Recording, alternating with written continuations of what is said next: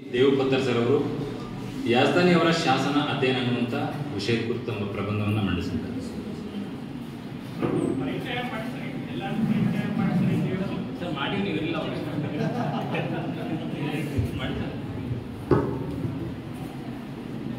ಹಿರಿಯರೇ ಮತ್ತು ಸ್ನೇಹಿತರೆ,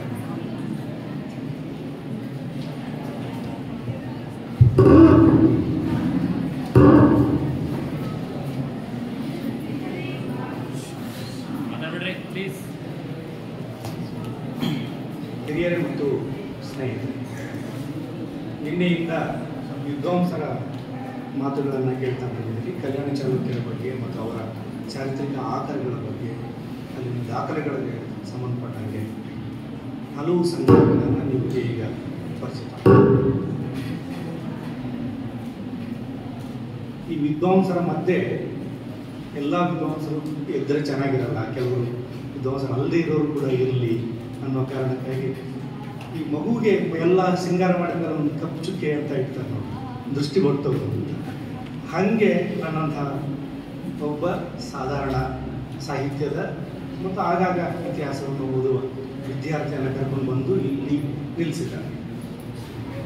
ಸೊ ಹಾಗಾಗಿ ನಾನು ನಿಮ್ಮ ಜೊತೆಗೆ ಕೂತು ಕೇಳಬೇಕಾಗಿರುವವನನ್ನು ವೇದಿಕೆ ಮೇಲೆ ನಿಲ್ಲಿಸಿದ ಅವರ ಯಾರು ಆಯೋಜಕರಲ್ಲ ಅವರಿಗೆ ನಾನು ಕೃತಜ್ಞತೆಗಳನ್ನು ಹೇಳ್ತಾ, ಈಗ ಪ್ರಸ್ತಾಪ ಮಾಡಲು ಹೊರಟ ವಿಷಯ ನೇರವಾಗಿ ಕಲ್ಯಾಣ ಚಾಲುಕ್ಯರಿಗೆ ಏನು ಸಂಬಂಧಪಟ್ಟದ್ದು ಅಂತ ಅನ್ನಿಸ್ಬಹುದು. ಆದರೆ ಕಲ್ಯಾಣಿ ಚಾಲುಕ್ಯರ ದಾಖಲೆಗಳಿಗೆ ಸಂಬಂಧಪಟ್ಟಂಗೆ, ಆಕರಗಳಿಗೆ ಸಂಬಂಧಪಟ್ಟಂಗೆ ತುಂಬ ಮಹತ್ವದ ಕೆಲಸ ಮಾಡಿದ ಒಬ್ಬ ವ್ಯಕ್ತಿ, ಅವರ ಹೆಸರು ಗುಲಾಮ್ ಯಜ್ದಾನಿ ಅಂತ. ಸಾಮಾನ್ಯವಾಗಿ ನಾವು ಕನ್ನಡ ಶಾಸನಗಳನ್ನು ಚಾಲುಕ್ಯರಿಗೆ ಸಂಬಂಧಪಟ್ಟ ಹಾಗೆ ಅಧ್ಯಯನ ಮಾಡುವ ಸಂದರ್ಭದೊಳಗೆ ಕನ್ನಡ ಶಾಸನಗಳನ್ನು ಗಮನಿಸ್ತೀವಿ, ಅಥವಾ ಕನ್ನಡೇತರ ಶಾಸನಗಳು ಅಂತ ನೋಡ್ತೀವಿ, ಫಾರ್ಸಿ ಅರಬ್ಬಿ ಶಾಸನಗಳು ಅಂತ ನೋಡ್ತೀವಿ. ಒಂದು ಇತಿಹಾಸದ ವಿದ್ಯಾರ್ಥಿಯಾಗಿ ಒಂದು ಶಾಸನದ ಪಠ್ಯವನ್ನು ಭಾಷೆಯ ಆಧಾರದ ಮೇಲೆ ವಿಂಗಡಿಸಿ ನೋಡುವುದ್ರ ಬಗ್ಗೆ ನನಗೆ ಸಣ್ಣ ತಕರಾರು. ಭಾಷೆ ಅನ್ನೋದೊಂದು ಆಯಾ ಭಾಷಿಕ ವಲಯದಲ್ಲಿ, ಆಯಾ ಭಾಷಿಕ ನೆಲೆಯಲ್ಲಿ ಒಂದು ಆಕಾರ ಅನ್ನೋದು ಸೃಷ್ಟಿಯಾಗ್ತದೆ. ಅದಕ್ಕೆ ತೆಲುಗು ಇರ್ಬೋದು, ತಮಿಳು ಇರ್ಬೋದು, ಮಲಯಾಳ ಇರ್ಬೋದು, ಮರಾಠಿ ಇರ್ಬೋದು, ಕನ್ನಡ ಇರ್ಬೋದು. ಸೊ ಅಲ್ಲಲ್ಲಿ ಚಾಲ್ತಿಯಲ್ಲಿರುವ ಭಾಷೆಯಲ್ಲಿ ಅಲ್ಲಲ್ಲಿನ ಶಾಸನದ ಪಠ್ಯಗಳು ರೂಪುಗೊಳ್ತವೆ. ಸೊ ಹೀಗೆ ಒಂದು ಕಾಲದಲ್ಲಿ ಸಂಸ್ಕೃತ, ಕನ್ನಡ ಮತ್ತು ಬೇರೆ ಅನ್ಯ ಭಾಷೆಯ ಶಾಸನಗಳು ಕೂಡ ರೂಪುಗೊಂಡಿವೆ. ಹೀಗೆ ಶಾಸನಗಳನ್ನು ಒಂದು ಭಾಷಿಕ ನೆಲೆಯಲ್ಲಿ ವಿಂಗಡಿಸದೆ ಅವುಗಳನ್ನು ಒಂದು ಆಕರವಾಗಿ ನೋಡಿದ ಒಬ್ಬ ಪುಣ್ಯ ಪುರುಷ ಅಂತ ಹೇಳಬಹುದಾದ ವ್ಯಕ್ತಿ ಗುಲಾಮ್ ಯಜ್ದಾನಿ. ನನ್ನೊಂದು ಭಾಷಿಕ ನೆಲೆ ಅಂದರೆ ಅವ್ರಿಗೆ ಕನ್ನಡ ಬರ್ತಿರಲಿಲ್ಲ, ಫಾರ್ಸಿ ಗೊತ್ತಿತ್ತು. ಹಾಗಂತ ಅವರು ಕನ್ನಡ ಶಾಸನಗಳು ಇವುಗಳನ್ನು ನಾನು ಈ ಭಾಳ ಜನ ಕನ್ನಡ ಶಾಸನಗಳ ಬಗ್ಗೆನೇ ವರ್ಕ್ ಮಾಡೋರು ಅರಬ್ಬಿ ಮತ್ತು ಫಾರ್ಸಿ ಶಾಸನಗಳನ್ನು ಸೋರ್ಸ್ ಅಂತಾಗಿ, ಆಕರವಂತಾಗಿ ಪರಿಗಣಿಸೋದಿಲ್ಲ. ಅಂದರೆ ಭಾಷೆ ಒಂದು ಬ್ಯಾರಿಯರ್ ಆಗಿ ಕೆಲಸ ಮಾಡ್ತಿರ್ತದೆ. ಅಂಥ ಬ್ಯಾರಿಯರನ್ನು, ಅಂಥ ಕಂದಕವನ್ನು ಇಲ್ಲವಾಗಿಸಲು ಪ್ರಯತ್ನಿಸಿದ ಕೆಲವು ವಿದ್ವಾಂಸರು ತುಂಬ ಜನ ಇದ್ದಾರೆ ಅಂಥವರಲ್ಲಿ ಒಬ್ಬರು ಗುಲಾಮ್ ಯಜ್ದಾನಿ. ಈ ಗುಲಾಮ್ ಯಜ್ದಾನಿ ಯಾರು ಅಂತ ಹೇಳದೆ, ಗುಲಾಮ್ ಯಜ್ದಾನಿ ಏನನ್ನು ಬರೆದಿದ್ದಾರೆ ಮತ್ತು ಕಲ್ಯಾಣ ಚಾಲುಕ್ಯರ ಬಗ್ಗೆ ಏನು ಬರೆದಿದ್ದಾರೆ ಅಂತ ಹೇಳುವುದು, ಮಾತಾಡುವುದು ಕಷ್ಟದ ಸಂಗತಿ ಅಂತ ಅನ್ನಿಸ್ತದೆ ನನಗೆ. ಗುಲಾಮ್ ಯಜ್ದಾನಿ ಅಂತಂದರೆ ದಕ್ಷಿಣದ ದಖನ್ನಿನ, ಯಾವುದನ್ನು ನಾವೀಗ ಭಾರತದ ದಕ್ಷಿಣ ಭಾಗದ ದಖನ್ ಅಂತ ಪ್ರಸ್ಥಭೂಮಿ ಅಂತ ಕರಿತೀವಲ್ಲ, ಡೆಕ್ಕನ್ ಪ್ಲೇಟು, ದಖನ್ ಪ್ರಸ್ಥಭೂಮಿಯ ಪ್ರಾಚೀನ ಇತಿಹಾಸದ ಸಂಪುಟಗಳನ್ನು ಸಿದ್ಧಪಡಿಸಿಕೊಂಡಂಥ ಒಬ್ಬ ಇತಿಹಾಸದ ವ್ಯಕ್ತಿಯವರು. ಅವರು ಬರೀ ಇತಿಹಾಸಕಾರ ಮಾತ್ರ ಅಲ್ಲ, ಅಂದರೆ ಅವರು ಅತಿ ಕಡಿಮೆ ಕೆಲಸ ಮಾಡಿದ್ದು ಇತಿಹಾಸದ ಕ್ಷೇತ್ರದಲ್ಲಿ. ಆದರೆ ಅವರೊಬ್ಬ ಪುರಾತತ್ವ ಶಾಸ್ತ್ರಜ್ಞ ಕೂಡ ಆಗಿದ್ದರು. ಅವರು ಅಜಂತಾದ ಗುಹೆಗಳ ಪೇಂಟಿಂಗ್ಗಳನ್ನು ಉಳಿಸಲಿಕ್ಕೆ ನಡೆಸಿದ ಪ್ರಯತ್ನ ಇದೆಯಲ್ಲ, ಅದೊಂದು ಅಭೂತಪೂರ್ವವಾದ ಕೆಲಸ. ಅವರು ಸಾಮ್ರಾಜ್ಯದ ದೊರೆಗಳ, ನಿಜಾಮರ ಜೊತೆಗೆ ಹಣಕ್ಕಾಗಿ ಕೇಳ್ತಾ, ಮನವಿ ಮಾಡ್ತಾ ಅವುಗಳನ್ನು ಪ್ರೊಟೆಕ್ಟ್ ಮಾಡಿದ ಕಥೆ ಭಾಳ ಅನನ್ಯವಾದಂಥದ್ದು ಆಗಿತ್ತು. ಅಜಂತಾದ ಬಗ್ಗೆನೇ ಯಜ್ದಾನಿಯವರು 8 ಸಂಪುಟಗಳನ್ನು ಪ್ರಕಟಿಸಿದ್ದಾರೆ.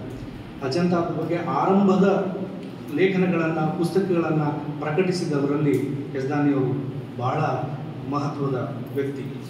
ಇದಲ್ಲದೆ ಅವರು ಆರ್ಕಿಟೆಕ್ಚರ್ಗೆ ಸಂಬಂಧಪಟ್ಟಂಗೆ, ವಾಸ್ತುಶಿಲ್ಪಕ್ಕೆ ಸಂಬಂಧಪಟ್ಟಂಗೆ ಬಹಳ ಮಹತ್ವದ ಕೆಲಸವನ್ನು ಮಾಡಿದ್ದಾರೆ. ನಮಗೆ ಗೊತ್ತಿರುವ ಹಾಗೆ ಗುಲ್ಬರ್ಗಾದ ಮಸೀದಿಯ ಬಗೆಗಿನ ಒಂದು ಲೇಖನವನ್ನು ಅವರು ರಿಸರ್ಚ್ ಸಂಶೋಧನಾ ಪತ್ರಿಕೆಯಲ್ಲಿ ಪ್ರಕಟಿಸಿದ್ದಾರೆ. ಅದಲ್ಲದೆ ಅವರು ಬೀದರ್ ಬಗ್ಗೆ ಬರೆದ ಪುಸ್ತಕ, ಅದೊಂದು 1948ರಲ್ಲಿ ಆ ಪುಸ್ತಕ ಬಂದಿತ್ತು. Bidar it's A history and monuments ಅಂತ. ಆ ಪುಸ್ತಕವೇ ಒಂದು ಮಾನ್ಯುಮೆಂಟ್ ಥರ ಇದೆ. ಅದೇ ಒಂದು ಐತಿಹಾಸಿಕ ಮಹತ್ವದ ಪುಸ್ತಕ ಅದು. ದಿಲ್ಲಿಯೂ ಸೇರಿದಂತೆ ಭಾರತದ ಯಾವುದೇ ನಗರದ ಬಗೆಗೂ ಕೂಡ ಬೀದರ್ನಷ್ಟು ವ್ಯವಸ್ಥಿತವಾದ ಮಹತ್ವವಾದ ಪುಸ್ತಕವ ಆ ಕಾಲದಲ್ಲಿ 1948ರಲ್ಲಿ ಬಂದಿರಲಿಲ್ಲ. ಅದಾದ ಮೇಲೆ ಅಲ್ಲಿನ ಆ ಮಾದರಿಯ ಹಲವು ಪುಸ್ತಕಗಳು ಬಂದಿವೆ. ಇಲ್ಲಿ ಕೂಡ ಯಜ್ದಾನಿ ಅವರ ಮಹತ್ವ ನನಗೆ ಕಾಣಿಸ್ತದೆ. ಆರ್ಕಿಟೆಕ್ಚರ್ ಮಾತ್ರ ಅಲ್ಲದೆ ಅವರು ಸಾಹಿತ್ಯದಲ್ಲಿ ಕೂಡ ಆಸಕ್ತರಾಗಿದ್ದರು. ಸಾಹಿತ್ಯದ ಪಠ್ಯಗಳನ್ನು ತಮ್ಮ ವ್ಯಾಖ್ಯಾನಕ್ಕೆ, ವಿಶ್ಲೇಷಣೆಗೆ ಕೂಡ ಬಳಸ್ತಿದ್ದರು. ಇಷ್ಟು ಮಾತ್ರವಲ್ಲದೆ ಅವರೊಬ್ಬ ಎಪಿಗ್ರಾಫಿಸ್ಟ್ ಕೂಡ ಆಗಿದ್ದರು, ಶಾಸನ ತಜ್ಞರಾಗಿದ್ದರು. ಅವರು ಎಪಿಗ್ರಾಫಿಯ ಇಂಡೋ ಮುಸ್ಲಾಮಿಕಾದ ಸಂಪುಟಗಳನ್ನು ಪ್ರಕಟಿಸಿದ್ದಾರೆ. ಆ ಎಪಿಗ್ರಾಫಿಯ ಇಂಡೋ ಮುಸ್ಲಾಮಿಕ ಅನ್ನುವ ಟೈಟಲ್ ಏನು ಹೇಳ್ತದೆ, ಅದು ಇಂಡೋ ಮುಸ್ಲಾಮಿಕ ಅಂದರೆ ಭಾರತೀಯ ಮತ್ತು ಮುಸ್ಲಿಂ ಎರಡನ್ನೂ ಒಳಗೊಂಡ ಅಂತನೋ ಅರ್ಥದೊಳಗಿದ್ದರೂ ಕೂಡ ಅಲ್ಲಿ ಬರೀ ನಾನೇ ಅಂದ್ಕೊಂಡಿದ್ದೆ ಆರಂಭದಲ್ಲಿ ದಿನಗಳಲ್ಲಿ ಇಂಡೋ ಮುಸ್ಲಾಮಿಕಾದ ಸಂಪುಟಗಳನ್ನು ಅವಗಾಹನೆ ಮಾಡುವಾಗ, ನೋಡುವಾಗ, ಅದರ ಜೊತೆಗೆ ಒಡನಾಡುವ ಸಂದರ್ಭದೊಳಗೆ ಇದರಲ್ಲಿ ಇಸ್ಲಾಮಿಗೆ ಸಂಬಂಧಪಟ್ಟ, ಮುಸ್ಲಿಂ ದೊರೆಗಳಿಗೆ ಸಂಬಂಧಪಟ್ಟ ಶಾಸನಗಳ ವಿವರಗಳು ಇರ್ತವೆ. ಅವು ಆ ಶಾಸನಗಳ ವ್ಯಾಖ್ಯಾನಗಳಿರ್ತದೆ ಮತ್ತು ಅವು ಕನ್ನಡೇತರವಾಗಿರ್ತವೆ ಅಂತ ಅಂದ್ಕೊಂಡಿದ್ದೆ. ಬಟ್ ನಂತರ ಆ ಇಂಡೋ ಮುಸ್ಲಾಮಿಕ ಶಾಸನಗಳನ್ನು ಗಮನಿಸ್ತಾ ಹೋದ ಹಾಗೆ ನನಗೆ ಅನಿಸಿದ್ದು, ನನಗೆ ಗೊತ್ತಾಗಿದ್ದು ಏನಂತಂದರೆ, ಯಜ್ದಾನಿ ಅವರು ಎಡಿಟ್ ಮಾಡುವ ಸಂದರ್ಭದೊಳಗೆ ತಮಗೆ ಗೊತ್ತಿಲ್ಲದ ಭಾಷೆಯ ಶಾಸನಗಳನ್ನು ಕೂಡ ಅದರಲ್ಲಿ ಸೇರಿಸಿದ್ದಾರೆ. ಹಾಗೆ ಸೇರಿಸುವಾಗ ಅದರ ತಜ್ಞರ ನೆರವು ತೆಗೆದುಕೊಂಡು ಅದರ ಅನುವಾದಗಳನ್ನು, ಅಂದರೆ ಅವರು ಒಂದು ಶಾಸನವನ್ನು ಹೇಗೆ ಪ್ರಕಟಿಸ್ತಿದ್ರು ಅಂತಂದರೆ, ಒಂದು ಶಾಸನದ ಪೂರ್ಣ ಪಠ್ಯವನ್ನು ಆಯಾ ಭಾಷೆಯಲ್ಲೇ ಇರ್ತಿತ್ತು, ಅದರ ಇಂಗ್ಲಿಷ್ ಅನುವಾದ ಮತ್ತು ಅದರ ವ್ಯಾಖ್ಯಾನ. ಹೀಗೆ ಒಂದು ಶಾಸನದ ಪಠ್ಯವನ್ನು ಭಿನ್ನ ಅಂದರೆ ಅದರ ಒರಿಜಿನಲ್ ಸೋರ್ಸಿನ ಜೊತೆಗೆ ಬೇರೆ ಭಾಷೆಯ ಅದರ ಇಂಗ್ಲೀಷಿನ ಓದುಗರಿಗೆ ಅದನ್ನು ಕೊಡುವುದು ಮುಖ್ಯವಾಗಿರ್ತಿತ್ತು. ಅವರಿಗೆ ಅದರ ಕಾಮನ್ ರೀಡರ್ ಯಜ್ದಾನಿ ಅವರಿಗೆ ಇಂಗ್ಲೀಷ್ನವರಾಗಿತ್ತು. ಈ ಯಜ್ದಾನಿಯವರು ಅಂದರೆ ಇತಿಹಾಸ, ಪುರಾತತ್ವ, ಶಾಸ್ತ್ರ, ವಾಸ್ತುಶಿಲ್ಪ ಮತ್ತು ಸಾಹಿತ್ಯದಲ್ಲಿ ಆಸಕ್ತರಾಗಿದ್ದ ಗುಲಾಂ ಯಜ್ದಾನಿಯವರು ಹುಟ್ಟಿದ್ದು 1885ರಲ್ಲಿ. ಅವರು ತೀರ್ಕೊಂಡದ್ದು 1962ರಲ್ಲಿ. ಹೀಗೆ ಇದ್ದ ಈ ಗುಲಾಂ ಯಜ್ದಾನಿ ಅವರಿಗೆ ಭಾರತ ಸರ್ಕಾರ ಪದ್ಮಭೂಷಣ ಪ್ರಶಸ್ತಿಯನ್ನು ಕೊಟ್ಟು ಗೌರವಿಸಿದರು. ಅವರು ಮೂಲತಃ ಹುಟ್ಟಿದ್ದು ಮತ್ತು ಬೆಳೆದದ್ದು ಎಲ್ಲ ಡೆಲ್ಲಿನಲ್ಲಿ. ಆಮೇಲೆ ದಿಲ್ಲಿಯ ಸ್ಟಿಫನ್ ಕಾಲೇಜ್ನಲ್ಲಿ ಅವರು ಪ್ರೊಫೆಸರ್ ಆಗಿದ್ದರು. ಅಲ್ಲಿದ್ದಾಗಲೇ ಅವರು ಆಗ್ರಾದ ಬಗ್ಗೆ, ತಾಜ್ ಮಹಲಿನ ಬಗ್ಗೆ ಒಂದು ಸಂಶೋಧನಾತ್ಮಕ ಪುಟ್ಟ ಪ್ರಬಂಧವನ್ನು ಪ್ರಕಟಿಸಿದರು. ಅದಲ್ಲದೆ 1900 ಅವರಿಗೂ ದಖನ್ಗೂ ಏನು ಸಂಬಂಧ? ಡೆಲ್ಲಿನಲ್ಲಿ ಹುಟ್ಟಿ ಬೆಳೆದ ಈ ಯಜ್ದಾನಿ, ಗುಲಾಂ ಯಜ್ದಾನಿಯವರು ದಖನ್ನಿನಲ್ಲಿ ಬಂದು ಕೆಲಸ ಮಾಡಲಿಕ್ಕೆ ಕಾರಣವಾದ ಬೆಳವಣಿಗೆ ಏನಂತಂದರೆ, ಹೈದರಾಬಾದ್ ನಿಜಾಮ್ ಪ್ರಾಂತ್ಯದಲ್ಲಿ ನಿಜಾಮ್ ಸರ್ಕಾರ ಆರ್ಕಿಯಾಲಜಿ ಡಿಪಾರ್ಟ್ಮೆಂಟಲ್ಲಿ ಪುರಾತತ್ವ ಇಲಾಖೆಯನ್ನು ಆರಂಭಿಸಬೇಕು ಅಂತ ನಿರ್ಧರಿಸಿದಾಗ ಅದಕ್ಕೊಬ್ಬರು ನಿರ್ದೇಶಕರು ಬೇಕು ಅಂತ ಡೆಲ್ಲಿಯಿಂದ ಯಜ್ದಾನಿಯವರನ್ನು ಇಲ್ಲಿಗೆ ಕರ್ಕೊಂಡ್ಬರಲಾಯಿತು. ಹೀಗೆ ಡೆಲ್ಲಿಯಿಂದ ಹೈದರಾಬಾದ್ಗೆ ಬಂದ ಯಜ್ದಾನಿಯವರು ದಖನ್ನ ಪ್ರದೇಶದಲ್ಲಿ ಅಭೂತಪೂರ್ವವಾದ, ಅಂದರೆ ಚರಿತ್ರೆಗೆ ಸಂಬಂಧಪಟ್ಟ, ಪುರಾತತ್ವಕ್ಕೆ ಸಂಬಂಧಪಟ್ಟ, ಶಾಸನಕ್ಕೆ ಸಂಬಂಧಪಟ್ಟ ಈ 5 ಕ್ಷೇತ್ರಗಳಲ್ಲಿ ಬಹಳ ಮಹತ್ವದ, ಗಣನೀಯವಾದ 14ರಿಂದ 62ರವರೆಗೆ ಅವರು ದಖನ್ನಲ್ಲಿ ಇದ್ದರು. ಇದರ ಮಧ್ಯೆ ಬೀದರ್ ವಾಲ್ಯೂಮನ್ನು ಪ್ರಕಟಿಸಲಿಕ್ಕೆ ಮತ್ತು ಅಜಂತಾದ ಸಂಪುಟಗಳನ್ನು ಪ್ರಕಟಿಸಲಿಕ್ಕೆ ಭಾರತದಲ್ಲಿ ಅಂಥ ಸಂಪುಟಗಳನ್ನು ಪ್ರಕಟಿಸುವ ವ್ಯವಸ್ಥೆ ಇಲ್ಲದೇ ಇದ್ದ ಕಾಲದಲ್ಲಿ ಮತ್ತು 2ನೇ ಮಹಾಯುದ್ಧದ ಕಾರಣಕ್ಕಾಗಿ ಪೇಪರ್ ದೊರೆಯದೇ ಇದ್ದ ಕಾರಣದಲ್ಲಿ ಒಂದು ಸಂಪುಟದಿಂದ 8ನೇ ಸಂಪುಟಕ್ಕೆ ಅವರು 15 ವರ್ಷ ಟೈಮ್ ತಗೊಂಡು ಈ ಕಾಲಾವಧಿಯಲ್ಲಿ ಅವರು ಇಂಗ್ಲೆಂಡ್ನಲ್ಲಿ ಇದ್ದಾಗ ಕೂಡ ದಖನ್ನಿನ ಕೆಲಸವನ್ನು ಮಾಡ್ತಾ ಇದ್ರು. ಅವರು ಒಂದು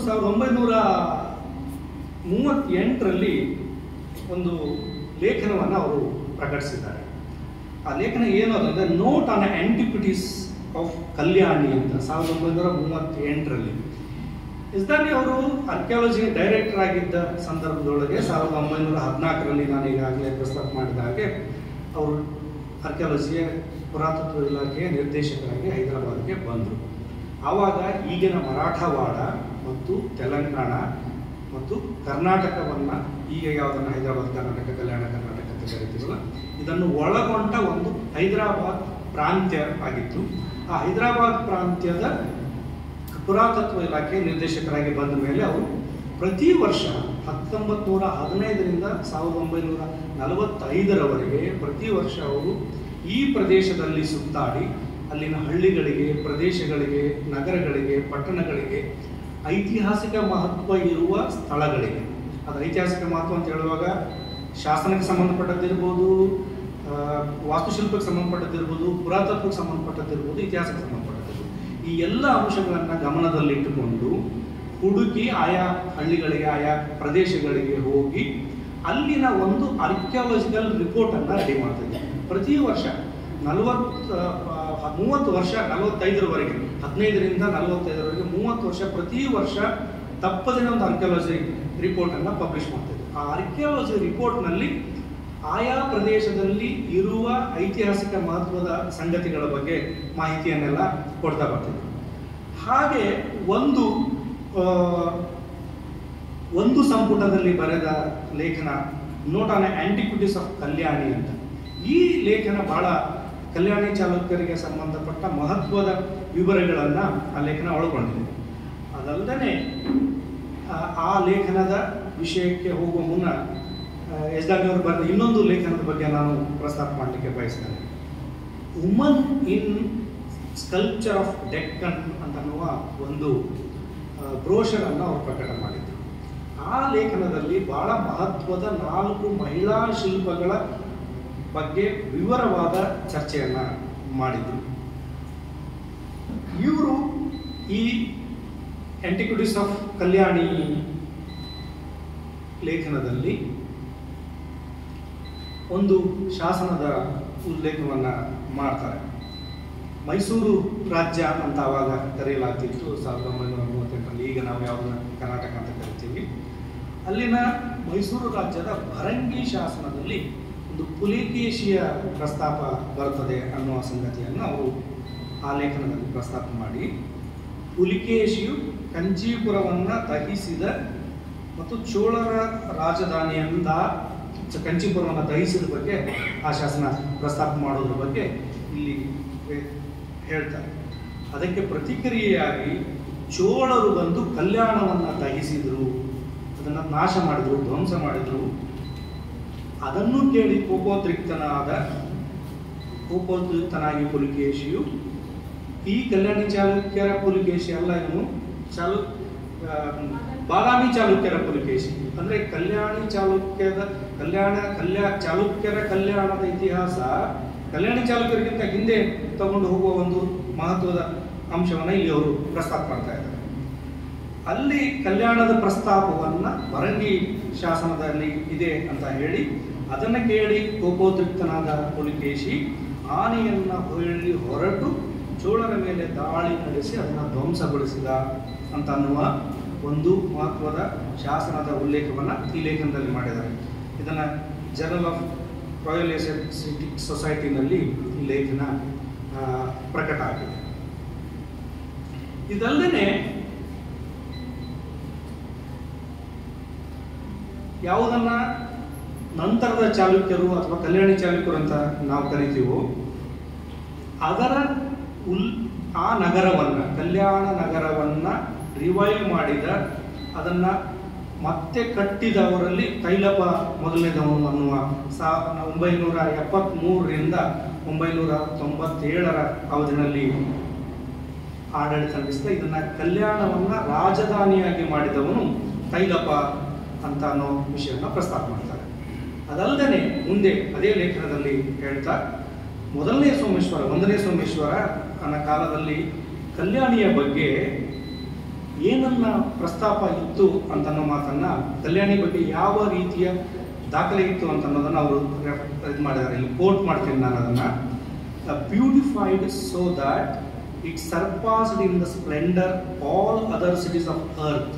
ಭೂಮಿಯ ಮೇಲಿನ ಎಲ್ಲ ನಗರಗಳನ್ನು ಮೀರಿಸುವ ಹಾಗೆ ಈ ನಗರ ಇತ್ತು ಅಂತ ಅನ್ನೋದನ್ನ ವಿಕ್ರಮಾಂಕ ಅನ್ನುವ ಕಾವ್ಯದ ಲೇಖಕನ ಕೋಟ್ ಮಾಡಿ ಯಜ್ದಾನಿ ಅವರು ಕೋಟ್ ಮಾಡಿದ್ದಾರೆ. ಅಂದರೆ ಸಂಸ್ಕೃತ ಕಾವ್ಯ ಅಂದರೆ ಒಂದು ಭಾಷೆಯನ್ನು ನಾನು ಆಗಲೇ ಪ್ರಸ್ತಾಪ ಮಾಡಿದಾಗ, ಭಾಷೆ ಅನ್ನೋದು ಕಂದಕವನ್ನು ಸೃಷ್ಟಿಸುವುದಲ್ಲ, ಅದು ಗೋಡೆಗಳನ್ನು ಕಟ್ಟುವುದಲ್ಲ, ಅದು ಸೇತುವೆಗಳನ್ನು ನಿರ್ಮಿಸುವ, ಅದು ಪರಸ್ಪರ ಬೆಸೆಯುವ ನೆಲೆಯಲ್ಲಿ ಕೂಡ ಒಂದು ಬೇರೆ ಬೇರೆ ಭಾಷೆಯಲ್ಲಿ ರಚನೆಯಾದ ಪಠ್ಯಗಳನ್ನು ಕೂಡ ಪಕ್ಕ ಇಟ್ಟು ಅದನ್ನು ಕಟ್ಟಬಹುದು ಅಂತ. ಇನ್ನೊಂದು ಈ ಲೇಖನದಲ್ಲಿ ಮತ್ತೊಂದು ಮಹತ್ವದ ಅಂಶ ಯಜ್ದಾನಿ ಅವರು ಏನು ಹೇಳ್ತಾರೆ ಅಂತಂದರೆ, ಚಾಲುಕ್ಯರ ಪತನದ ನಂತರ ಕಳಚೂರ್ಯರು ಚಾಲುಕ್ಯರನ್ನ ಸೋಲಿಸಿದ ಮೇಲೆ ಅದು ಕಲ್ಯಾಣವು ರಾಜಧಾನಿಯಾಗಿ ಮುಂದುವರಿಯಲಿಲ್ಲ ಅನ್ನೋ ಮಾತನ್ನು ಅದರಲ್ಲಿ ಸ್ಪಷ್ಟವಾಗಿ ಹೇಳಿದ್ದಾರೆ. ಈಗ ಬೆಳಗ್ಗೆ ಹಿರೇಮಠರು ಮಾತಾಡುವಾಗ ಮತ್ತು ಸರ್ ಮಾತಾಡುವಾಗ ಕೂಡ ಈ ಬಗ್ಗೆ ಚರ್ಚೆ ಬಂದಿದೆ. ಇದಾದ ಮೇಲೆ ಅವರು ಅದೇ ಲೇಖನದಲ್ಲಿ, ಅಂದರೆ ಒಂದು ನಗರವನ್ನು, ಒಂದು ಕಲ್ಯಾಣಿ ಚಾಲುಕ್ಯರ ರಾಜಧಾನಿಯಾಗಿದ್ದ ಕೇಂದ್ರ ಹೇಗೆ ನಂತರ ಅದು ಅಲ್ಲಿ ಬರುವ ಆಂಟಿಕ್ವಿಟೀಸ್ ಅನ್ನು ಇಟ್ಕೊಂಡು, ಅಲ್ಲಿನ ಬರುವ ಪುರಾತತ್ವ ದಾಖಲೆಗಳನ್ನು ಇಟ್ಕೊಂಡು ಅದನ್ನು ಕಟ್ತಾ ಹೋಗ್ತಾರೆ. ಅಲ್ಲಿ ಮೊಹಮ್ಮದ್ ಬಿನ್ ತುಗ್ಲಕ್ ಕಲ್ಯಾಣಕ್ಕೆ ಬಂದದ್ದು, ಕಲ್ಯಾಣದಲ್ಲಿರುವ ಅವನ 2 ಶಾಸನಗಳ ಬಗ್ಗೆ ಕೂಡ ಹೇಳ್ತಾರೆ. ಆವಾಗ ಕಲ್ಯಾಣವು ದೆಹಲಿಯ ಭಾಗವಾದದ್ದನ್ನು ಕೂಡ ಅವರು ಪ್ರಸ್ತಾಪ ಮಾಡ್ತಾರೆ. ಇದಲ್ಲದೆ ಇನ್ನೊಂದು ಸಂಗತಿ ಹೇಳ್ತಾರೆ ಅವರು, ಗನ್ ಪೌಡರ್ ದಖನ್ನಿನಲ್ಲಿ ಗನ್ ಪೌಡರ್ ಬಳಕೆ ಆರಂಭವಾದ ಮೇಲೆ, ಅಂದರೆ 15ನೇ ಶತಮಾನದಲ್ಲಿ ಹಳೆಯ ಹಿಂದೂ ಕೋಟೆಯನ್ನ ಪುನರ್ ನಿರ್ಮಾಣ ಮಾಡಲಾಯಿತು. ಅಗತ್ಯಕ್ಕೆ ವರ್ತಮಾನದ ಅಗತ್ಯಕ್ಕೆ ಅನುಗುಣವಾಗಿ ಅದನ್ನು ಬದಲಿಸಿಕೊಳ್ಳಲಾಯಿತು ಅಂತನ್ನೋ ವಿಷಯ ಪ್ರಸ್ತಾಪ ಮಾಡ್ತಾ, ಹಿಂದೂ ಕಾಲದಲ್ಲಿ ಇದ್ದ, ಅಂದರೆ ಕಲ್ಯಾಣಿ ಚಾಲುಕ್ಯರ ಕಾಲದಲ್ಲಿ ರಾಜಧಾನಿಯಾಗಿದ್ದ ಯುದ್ಧ ಅವಶೇಷಗಳು ಪರಸ್ಪರ ಯುದ್ಧದ ನಡುವಿನ ಸಂದರ್ಭದಲ್ಲಿ ಎಲ್ಲವೂ ನಾಶವಾಗಿ ಕೋಟೆ ಮಾತ್ರ ಉಳಿತು ಅನ್ನುವ ಸಂಗತಿಯನ್ನು ಅವರು ಇದರಲ್ಲಿ ಪ್ರಸ್ತಾಪ ಮಾಡಿದ್ದಾರೆ. ನಂತರ ಬಹಮನಿಗಳ ಕಾಲದಲ್ಲಿ ಕಲ್ಯಾಣ ಹೇಗಿತ್ತು ಅನ್ನೋದರ ವಿಷಯ ಹೇಳ್ತಾ, ನಂತರ ಬಹಮನಿಯ ಕುಸಿತದ ನಂತರ ಕಲ್ಯಾಣವು ಬರೀದ್ಶಾಹಿ ಮತ್ತು ಆದಿಲ್ಶಾಹಿಗಳ ಮಧ್ಯೆ ಪರಸ್ಪರ ಕಾದಾಟಕ್ಕೆ ಕಾರಣ ಆಯಿತು.